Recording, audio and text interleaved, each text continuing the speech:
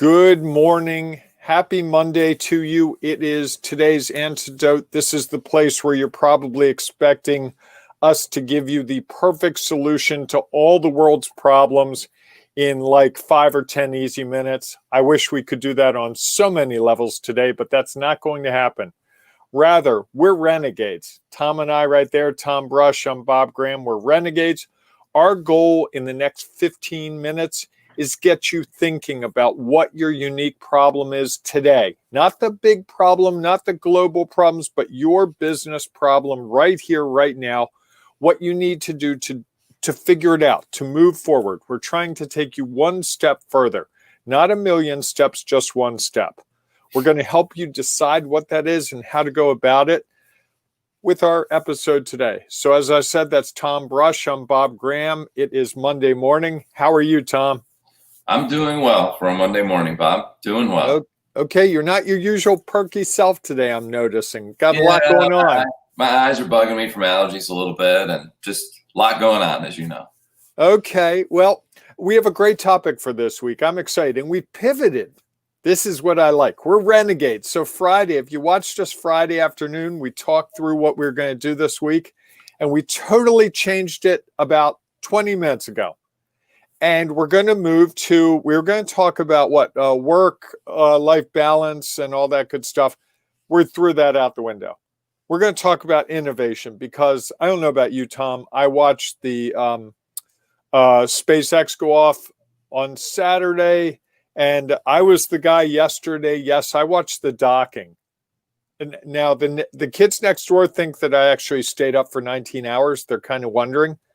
And watched the whole thing, but I did not. I actually came back and watched the docking, which was so boring comparatively.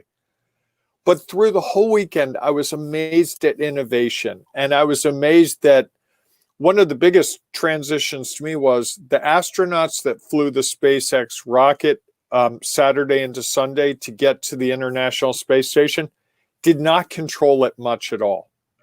Versus the astronauts back when we were going to the moon, they had complete control. They were managing the whole process. We've moved to computerization, which is amazing on so many levels. Imagine being 200 some odd miles up in the air, and they can get signals up and operate computers fast enough to make the decisions that get them to a point where they can dock beautifully with no astronaut intervention. Those two guys were basically looking at the dials like I was. It's incredible. The thing that's incredible. I was watching when I got confused. Liz was watching a documentary on the first moon landing.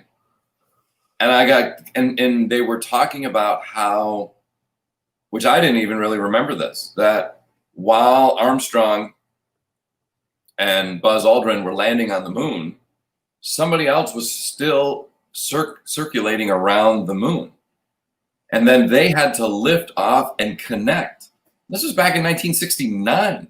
Yes. I mean, my daughter, who's a math person, was like, I don't understand that math. And I think, so that got me confused. I was like, oh yeah, that happened. And I'm like, no, that was the movie, not sorry. I was going in a different direction, but you're right. The same thing.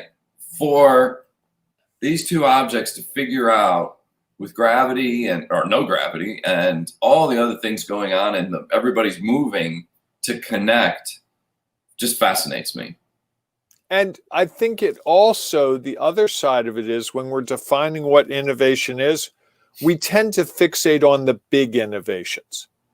And believe me, I'm taking nothing away from this. A private company being able to fly two men to a space station is amazing. There is no way beyond that. But that doesn't, for me, suggest that I should do something amazing, equal. First of all, thousands and thousands of people were involved in that. Right. Tom, we have a company, an operation that we're doing with two of us. I don't think we're going to land on the moon with what we're doing. But within what we're doing, there's opportunity to be innovative, and there's opportunity to be innovative within our everyday life. We don't have to do big innovations. It's incremental. If you think of what happened with SpaceX, they had to build a rocket. They had to prove they could take off. They had to prove they could land it. They had to prove they went through step by step by step over the years with NASA carefully watching it. In fact, this trip up to the International Space Station is a test. It's an experiment. It is not, this is the final step. If they get through this, then they can actually do what they've always wanted to do, is fly missions. But all through this process, they've been incrementally improving. Now we see this big Herculean leap that they fly off and everything's beautiful. But what we don't see is all the people who did incremental things to make it possible. And I think that's what gets lost in the world of innovation is we're always looking for the huge thing. And for most of us in business, it's small steps forward, to quote. Right. And I think that's the thing to me I want to get across, that you could be incredibly innovative by finding a different pricing structure. By finding plenty of companies right now are dealing with supply chains, creating all new supply chains to get products and services to their customers. I'm sorry, but if you know anything about supply chain, shifting a supply chain is a huge innovation every time. Right. Figuring out ways to serve your customers. I'm trying to think who to. I saw a wig store up the street from me. They sell wigs, women's wigs. They're doing delivery. I guarantee the owner of that company did not get up 3 months ago and say, "Boy, wouldn't it be great if we did home delivery?" That's innovation. We're going through an incredibly innovative time. And so as we recognize SpaceX, to me, we also have to recognize the individual innovation that goes on in each of us every day, because that, to me, is what we should be celebrating right now and marveling at, just like SpaceX. Well, you're right. I mean, I think that there are tons of innovative things that happen that nobody even knows about, and yet it still benefits us. And I think ultimately innovation comes down to, like, what's the goal initially? At some point somebody had to say, this is what we want to do. Somebody said, okay, we want to go to the moon again, or not the moon. We want to go to space again. I'm getting confused again. We want to do something. We do want to go to the moon, presumably. Yes. And great. Now that we know we want to do this, how do we figure out how to do that? And I think, you go back to, all right, well, what's the first thing that we have to step and figure out? And, like today, people are trying to figure out, how do I keep my business going? Okay, well, if the goal is to keep the business going, I need to throw everything else out and figure out, okay, what are the pieces to the puzzle to make it work?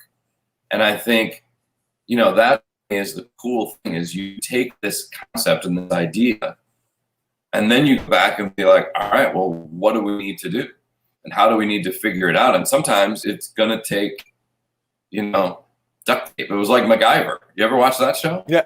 I mean, he was the perfect innovator of, like, all right, well, the pieces that I have lying around, great. And he always had duct tape with him. I don't know how that happened. And you don't carry duct tape with you? No. Well, there's the lesson. And there it is. Today's the antidote. Carry duct tape. Always have duct tape with you. And, well, I think it's the beauty of, we come up with these concepts of what is it we think we want to do. So in some way, innovation is like dreaming, or dreaming is the first step to innovation. Oh, we want to do this. Great. How are we going to do that? What are the resources we have around us to make that work? And I think that's the same was true for SpaceX, is that for anyone's business or anyone's work, this is what I want to accomplish. How can I figure out how to do that with, whatever I've got lying around my table? And, the other fascinating innovation was Apollo 13. Did you watch that movie? Yes. I think it was Apollo 13. They had a challenge. Like, all right, there's an issue going on that we have to fix. Well, what is the goal? The goal is to get them back to Earth safely. All right, what are all the pieces? I mean, and they were limited. It wasn't like they couldn't go out to the store and buy a piece. They're like, okay, we've got these people up in the air, in space. What do we have on the ship that we could pull together to make it work? And I think that's what we need to do with our businesses, is say, great, this is what I want to achieve. What are the tools around me that I can pull together to make it work? I think that's a perfect way to put it, Tom, and we should probably close right there. Um, I want to add more, but I'm going to save it for tomorrow. We're going to talk about Stephen Covey's idea tomorrow. I'm going to bring that up because he's got perspective on this. And whenever you can bring Stephen Covey and his 7 habits into play, it's a good day. So what's your antidote for today, Tom? Well, I guess my antidote, if we're talking, we're talking about innovation, is dream big, and then figure out what are the little pieces around that. Don't take anything for granted. This pen might be the solution that I'm looking for. That if I don't look at it as a pen, but I look at it as something different, maybe I can change. I was going to try, so I like that. Don't get me wrong. I'm going to try something a little different, which is recognize the incremental innovations. So today, think of something you're doing differently than you did a week, a month, a year ago, because we're all doing it. Right. We're always evolving. And I think when we start to think about those things and look at the pluses that we've achieved, it'll inspire us, much like SpaceX. So with that, Tom, let me do 2 quick promos.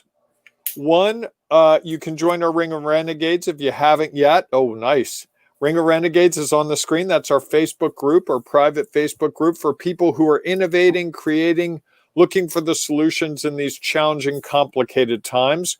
We've got all kinds of posting in there, all kinds of information and resources.